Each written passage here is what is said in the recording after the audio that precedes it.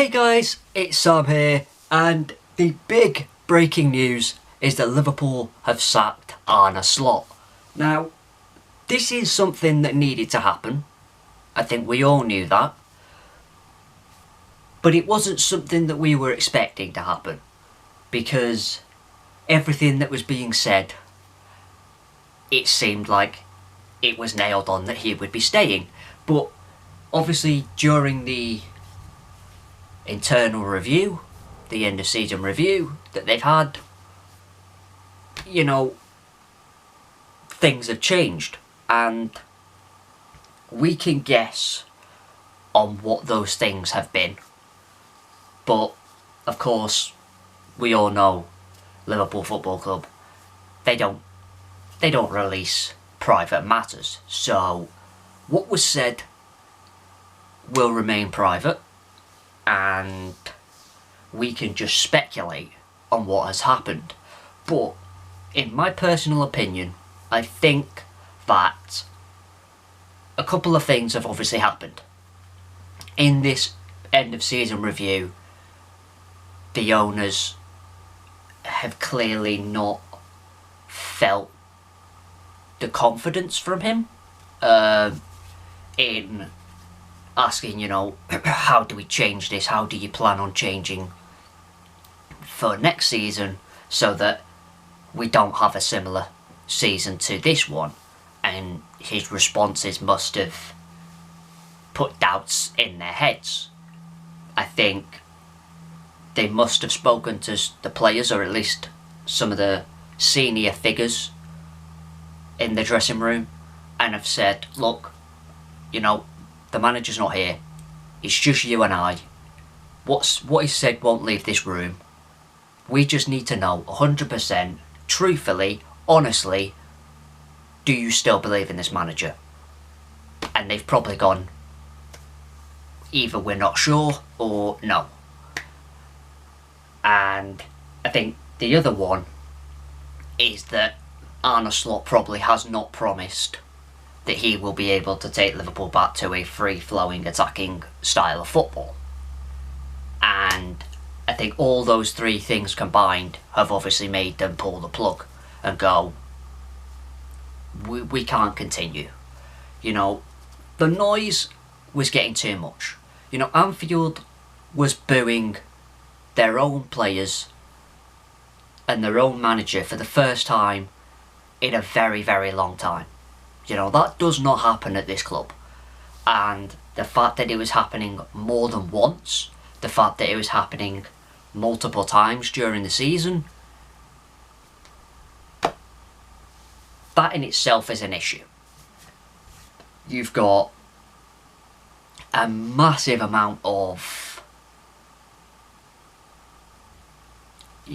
confusion going around as well, because we're all sitting here going, what on earth is happening? What are you trying to do? We can't see the vision. We can't see the style that you're trying to implement here. We don't know your plan. And you've only got one plan. In the Premier League right now, especially this season, you can't have one plan. You need multiple plans in every game. And it just seemed like Arne Slot didn't have the answers for large parts of this season. Large parts of games in this season, he did not have the answer to. He looked like a broken man for a lot of those games. You look at the touchline, and you look when we've conceded in, the 90th minute again, or we've conceded yet another set piece. The camera turns to him, and he just looked broken. He looked like a man that just did not know how to rectify it.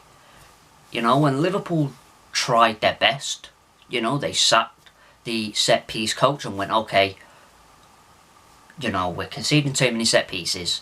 We're going to put the blame on him for now.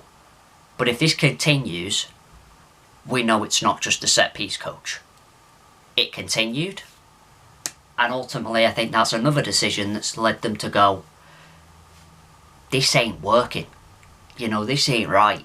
And decisions have to be made. And when you're the ownership of a club like Liverpool, you can't afford to sit back. You can't afford to allow issues to continue to brew. And you have to be very, very strong, and you have to be like very adamant that you know what you're doing.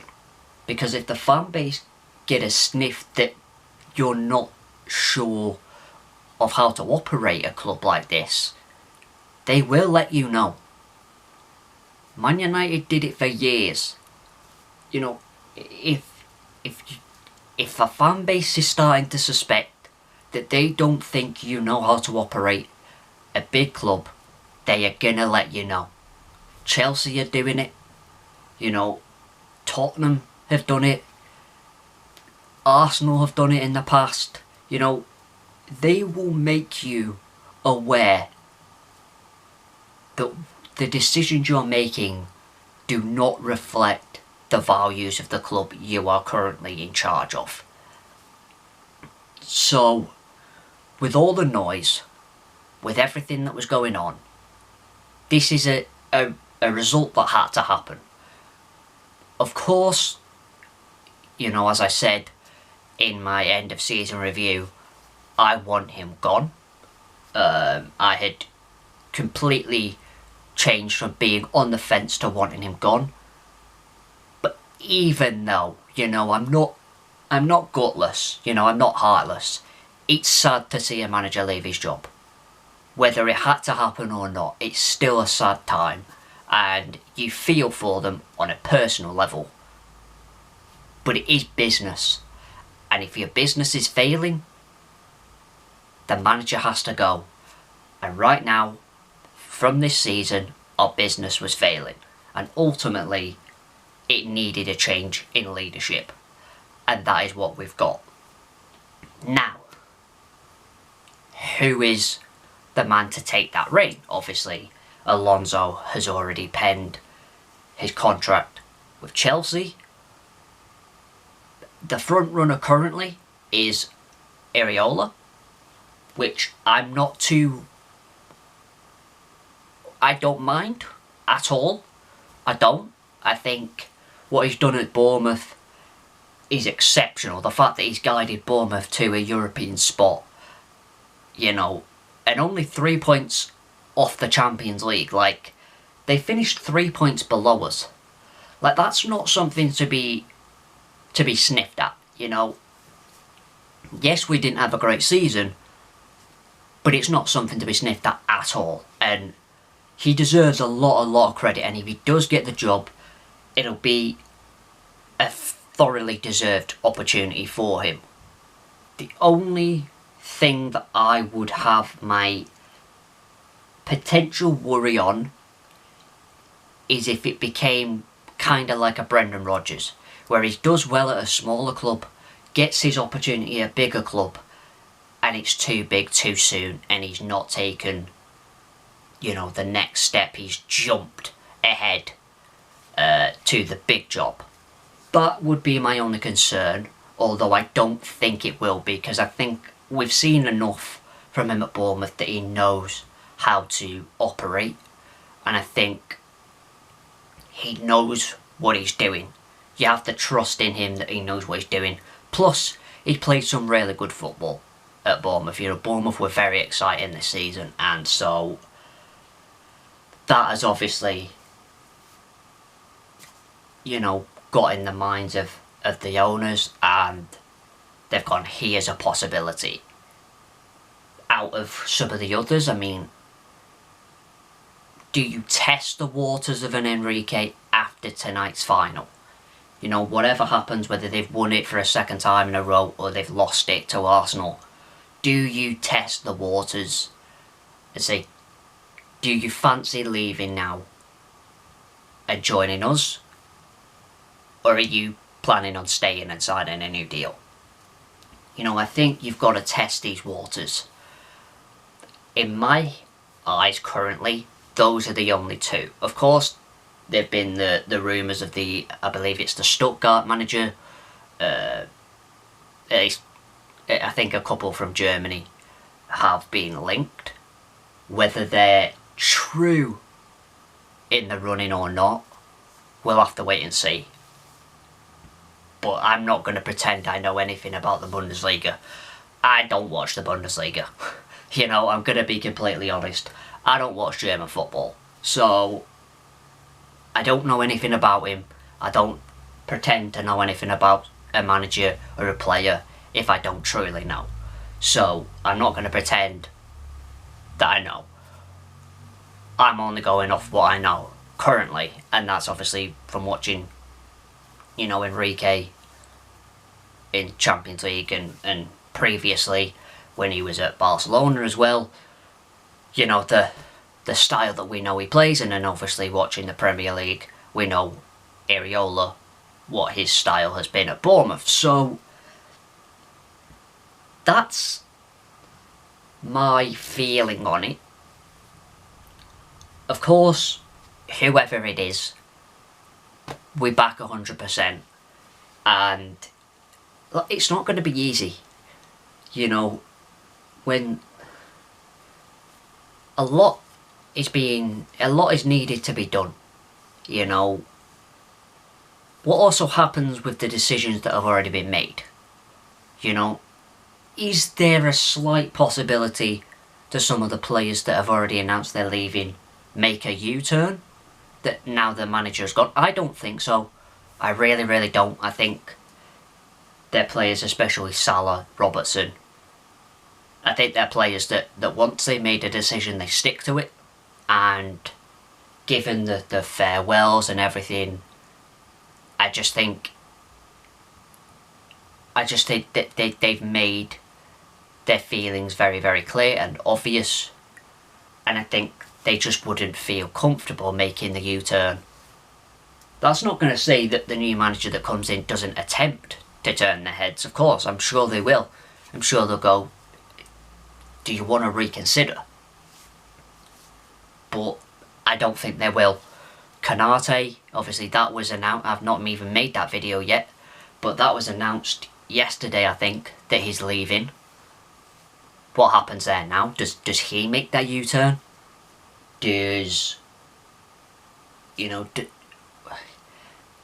what the plans were for Chiesa and some of the other, you know, fringe players that were not getting game time this season, that were adamant that they were leaving this summer. What happens there? You know, are they willing to stick around for the new manager? Does the new manager want them? Everything like that. And then of course the targets, you know, transfer targets, they change from individual managers. Yes, the club will have their own individual idea of players that they like, but ultimately the manager's gonna have his own ideas as well. And that doesn't mean that, you know, he makes the decisions. Of course not. You know, that's why we have a sporting director. That's why we have a transfer team that makes those decisions. But you know, you still have to allow the manager to have his own ideas of the players that he wants. And you have to keep a manager happy, especially when you've just brought him in, to allow him the chance to start forming a team that he believes in. You know, that's going to be a completely different thing as well. So, look, I'm optimistic, okay? This is what we wanted. We wanted him gone. He is gone. The thing is, you can't just say, well, we've got what we wanted now and everything is rosy. Because we know from previous things that's not the case. Just because you get rid of one bad egg doesn't mean there's another bad egg in the batch, you know? And that's what these owners have to make sure that they don't get wrong, you know? They have to make sure that they get this right, because, look, I don't necessarily think it was majorly their fault that Arne Slot wasn't the man that they believed they were, because we kind of saw evidence last season that he was the perfect man to succeed Jurgen Klopp. It just so happened that this season was so completely different and so backwards from what we at Liverpool expect. But it was almost impossible to keep his job. You know, especially if you don't promise to go back to what we expect. If you continue to want to play this very slow, build-up, boring style of football that does not excite anyone, you can't keep your job. You know, it's as simple as that. It's ruthless. You know, this is a business that is ruthless, especially at the top level. You know, if you're a manager of a top club that expects success, that expects to play a certain way, and you don't do that, you're in trouble. You know, you only have to look at Louis van Gaal when he went to United. He won the FA Cup, but the fact is they did not excite their fans. They didn't excite anyone. They weren't good enough, really, especially in the league. That's what ultimately, you know, got him sacked. And I think that's the same thing that's happened here. You know, yes, you've won a league title and you had the whole season to justify keeping you on for that third year. But every step of this season has gone backwards. You know, it's gone away from being able to show that you are capable of leading this team out next year for your third and final year.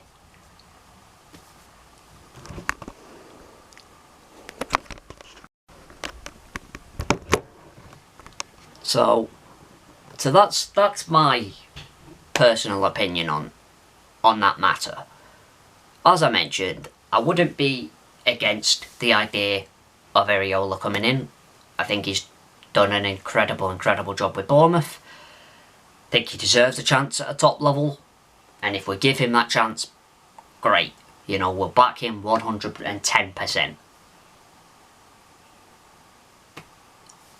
Whoever it is, we back 110%. But yeah, I'm wondering now if perhaps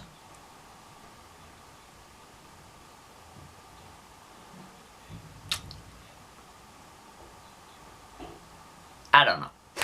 I don't know what I was going to say there. I had something and then it went straight away. But anyway, there is one more thing that I wanted to discuss on this matter, and of course it's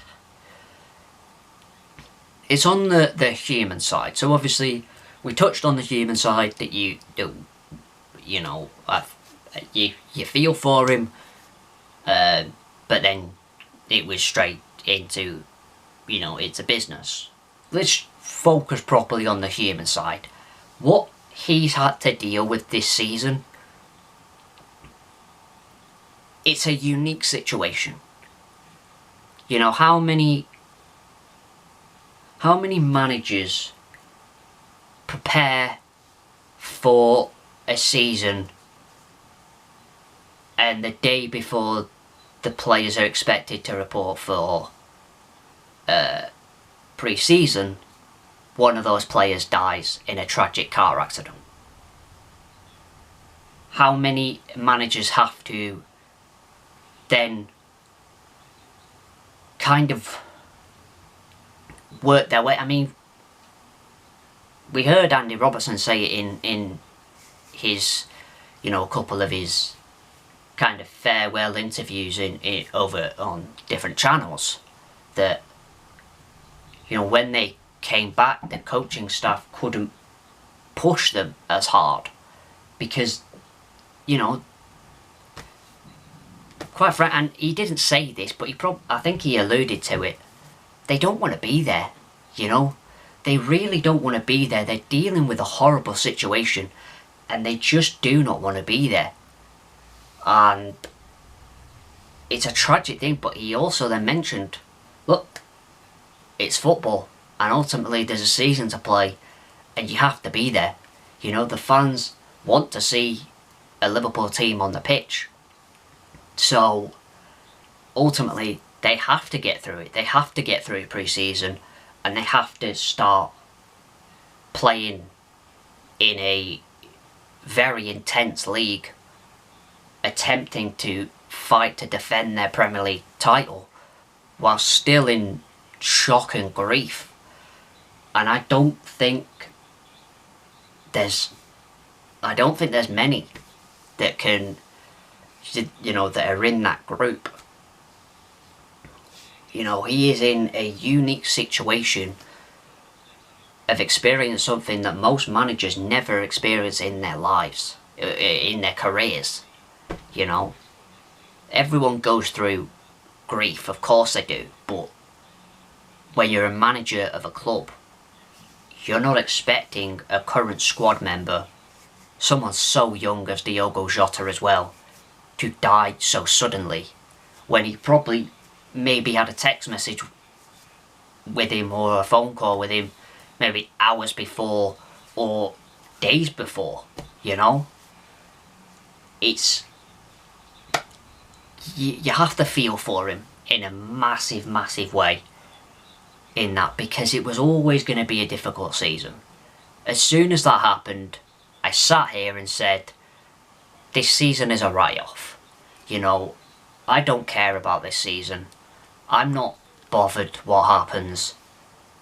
The only thing I care about is, you know, the team, the squad, the coaches get the help that they need to deal with this. And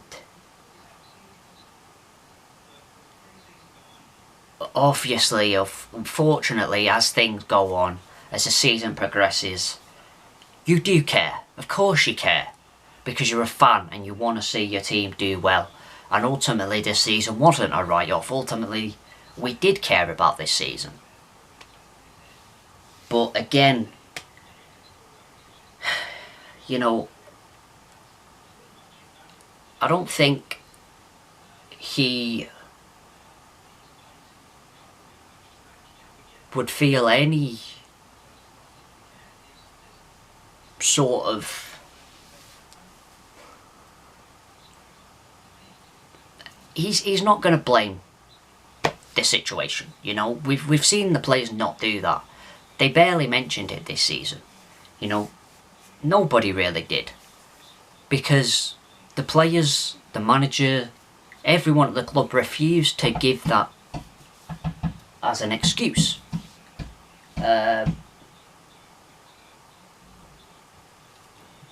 But yeah, I don't know. I think no matter what, you know, he will be part of this history because he won the league title. He brought 20 home. You know, the 20th league title, equaling us with Man United. You know, he's always going to be part of this history, this club's history, and we will always be thankful for that. And those are the memories that we want to hold on, not this season. You know, this season has been one to forget for many reasons.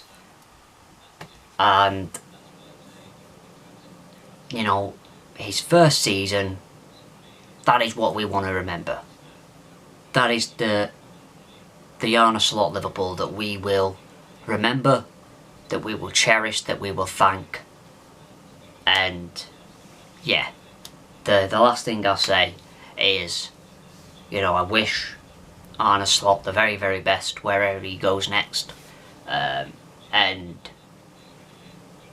yeah, just, you know, a big thank you to him for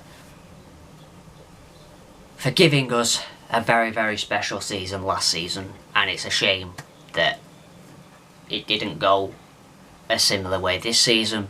It's a shame the way that it has ended, but you know, a massive, massive thank you, and a massive, you know, good luck to whatever the future holds for Mr. Arne Slot.